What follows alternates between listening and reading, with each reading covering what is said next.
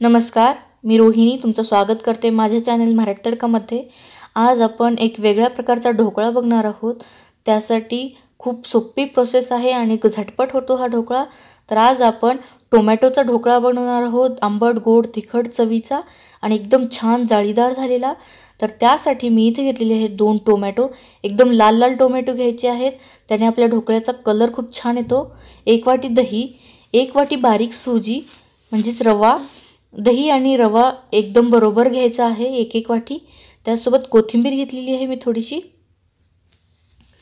एक इनोचं पॅकेट घेतलेलं आहे मी, जर तुमच्याकडे इनो नसेल तर तुम्ही खाण्याचा सोडाही ॲड करू शकता।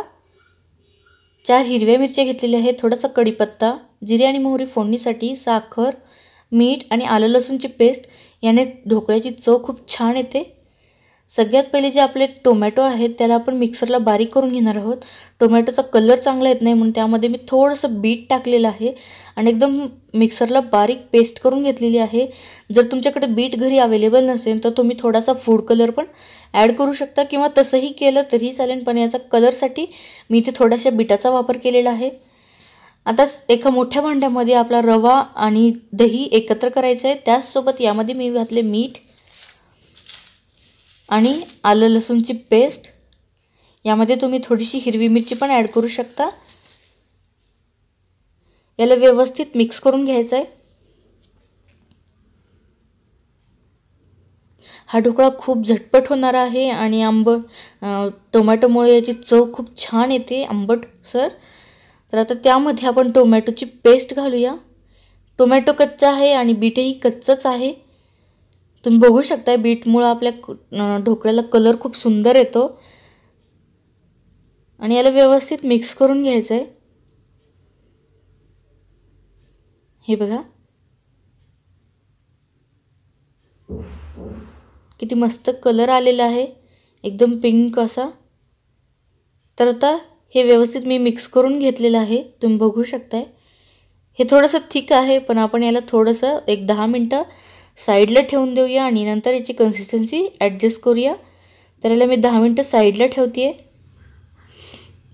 10 मिनिटानंतर आपलं ढोकळ्याचं बॅटर जे आहे ते छान फुललेलं आहे, आपल्या रव्याने छान सोक करून घेतलेलं आहे दही।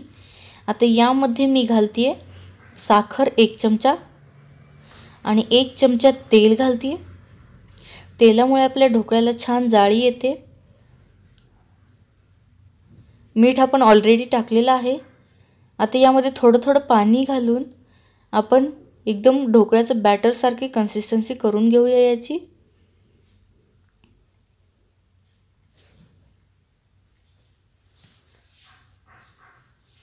हे बघा, याला मी व्यवस्थित मिक्स करून घेतलंय।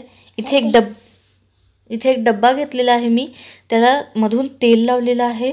तुम्ही कुकरचा डब्बा घेऊ शकता किंवा केक टिन घेऊ शकता, तुमच्याकडे जे अवेलेबल असेल ते तुम्ही घेऊ शकता। तर त्याला तेल लावून घेतलेलं आहे। दुसरीकडे मी गॅसवर कढई ठेवून त्यामध्ये पाणी गरम करण्यास ठेवलेलं आहे।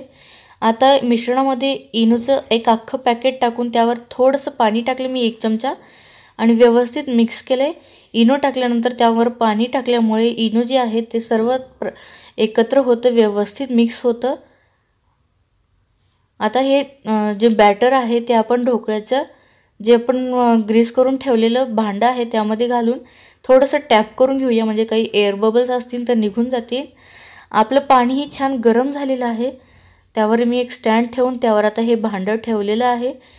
आता झाकण ठेवून आपण याला मीडियम गॅसवर 10 मिनिटं शिजवून घेऊया। गॅसची फ्लेम मीडियम ठेवायची आहे।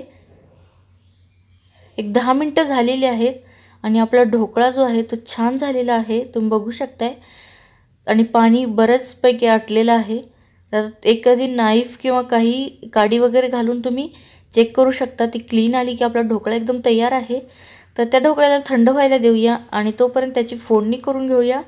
तर मी एका छोट्या कढईमध्ये तेल गरम करण्यासाठी ठेवले। तेल छान गरम झालं की त्यामध्ये जिरे आणि मोहरी घालूया। त्याचसोबत कढीपत्ता जो आहे तो हाताने थोडासा तोडून घालते मी आणि हिरव्या मिरच्या त्याला लांब लांब कट करून घेतलेला आहे। आता यामध्ये मी एक अर्धी वाटी पाणी घातलेलं आहे. आता या पाण्यामध्ये 2 चमचे साखर घालायची. साखर घातल्यामुळे आपले जर दही आणि टोमॅटोचा आंबटपणा आहे तो थोडासा कमी होतो आणि त्याची टेस्ट खूप छान येते. साखर विरघळेपर्यंत आपण याला थोडंसं गरम करून घेणार आहोत. आपल्याला याचा पाक बनवायचा नाही, फक्त साखर विरघळून घ्यायची आहे. तर गॅस बंद करून ते मिश्रण मी साईडला ठेवलं आहे आणि ढोकळा जो आहे तो एका प्लेटमध्ये काढून घेतला आहे आणि तुम्ही बघू शकताय किती जाळीदार मस्त झालेला आहे आपला ढोकळा. तर आता यावर आपली जी फोडणी आहे ती आपण घालून घेऊया आणि जे पाणी होतं तेही घालायचं आहे. म्हणजे आपला जो ढोकळा आहे तो खूप छान सॉफ्ट होतो, असा कोरडा होत नाही.